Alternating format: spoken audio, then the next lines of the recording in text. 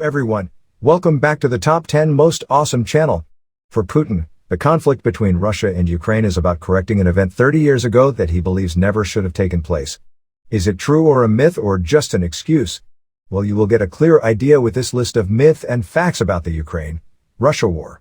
Just have a look and let us know your views in the comment box below. Make sure you watch the video till the end. So let's begin. Myth number 10. The US has a network of bioweapons labs in Eastern Europe.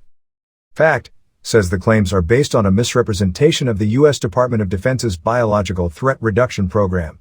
On February 24, 2022, a thread by the Twitter account at War Clandestine suggesting that the Russian invasion of Ukraine was actually targeting U.S. bioweapons laboratories in Ukraine was widely shared on social media using the hashtag #USBiolabs. The thread cited claims by Russian officials that the U.S. maintains a network of bioweapons labs near Russia's borders in Eastern Europe. Russian state-owned media outlets have been making similar claims since at least 2016. These claims are typically based on a misrepresentation of the U.S. Department of Defense's Biological Threat Reduction Program. Myth number 9. Modern Ukraine was entirely created by Communist Russia. Fact, Russia and Ukraine share a heritage that dates back more than 1,000 years.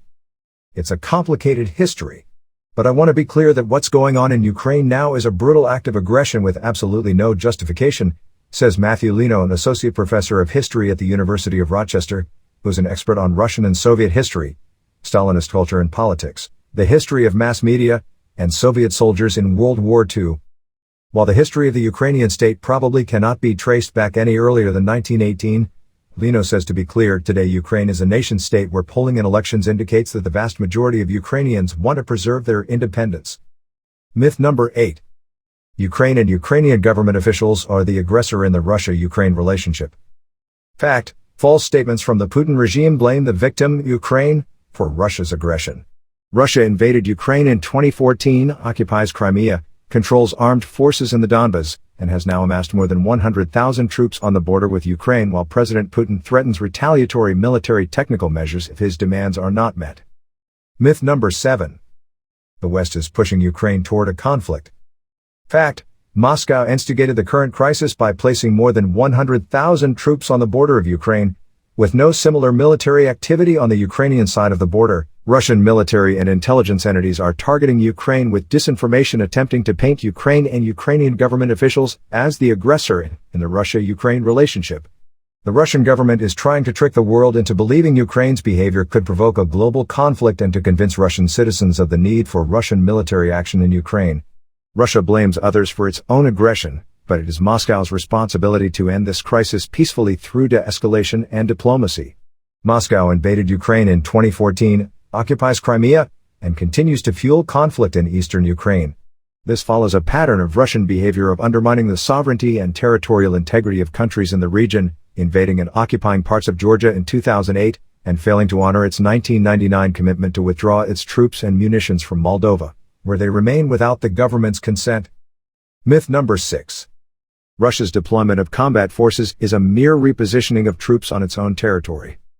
Fact, deploying more than 100,000 Russian troops, including battle-hardened combat forces and offensive weaponry with no plausible innocuous explanation, to the borders of a country that Russia has previously invaded and still occupies in places is no mere troop rotation.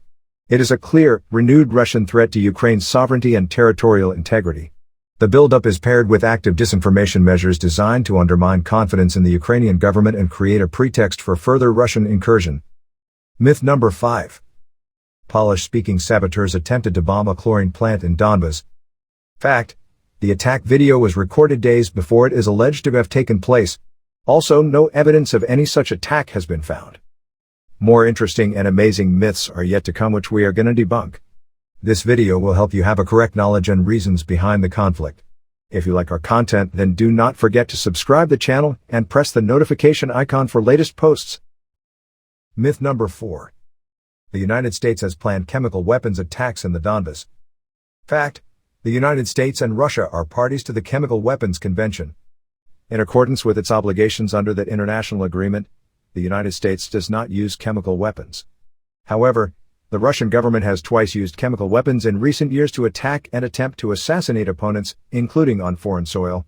Rather than fuel conflict in eastern Ukraine as Russia has done, the United States has provided more than $351 million in humanitarian assistance to those affected by Moscow's aggression there since 2014.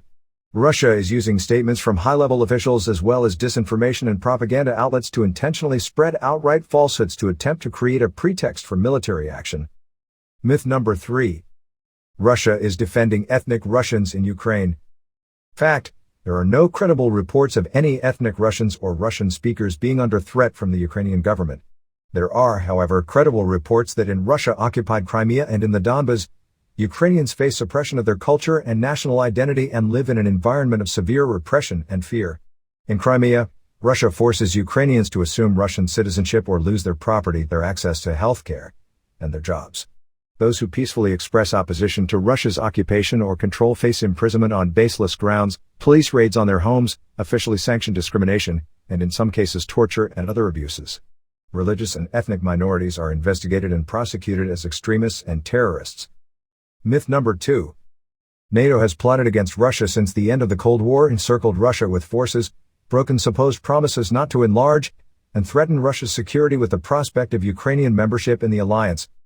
Fact: NATO is a defensive alliance, whose purpose is to protect its member states. All allies reaffirmed at the June 2021 Brussels summit that the alliance does not seek confrontation and poses no threat to Russia. In fact, in 2002 President Putin himself stated every country has the right to choose the way it ensures its security. This holds for the Baltic states as well. Secondly, and more specifically, NATO is primarily a defensive bloc. Myth number 1. The West shuns diplomacy and goes straight to measures like sanctions. Fact: the United States and our partners are engaging in intensive diplomacy to resolve this crisis, including directly with the Russian government. President Biden has spoken with President Putin twice and U.S. officials have held dozens of high-level meetings and phone calls with Russian and European counterparts as part of a comprehensive diplomatic effort to resolve this situation peacefully. What remains to be seen is whether Russia is willing to meet its responsibilities as a member of the global community and take steps to de-escalate the crisis it has generated. But we have also made clear, publicly and privately, that we and our partners will impose swift and severe economic costs on the Russian economy should President Putin choose to further invade Ukraine. That's all for today, guys. Hope you like our debunking video for the Russia-Ukraine war series. Next we are coming up with more updates and highlights about this conflict. Until then, you like and share the video and let more people know what's actually going on. Thanks for watching.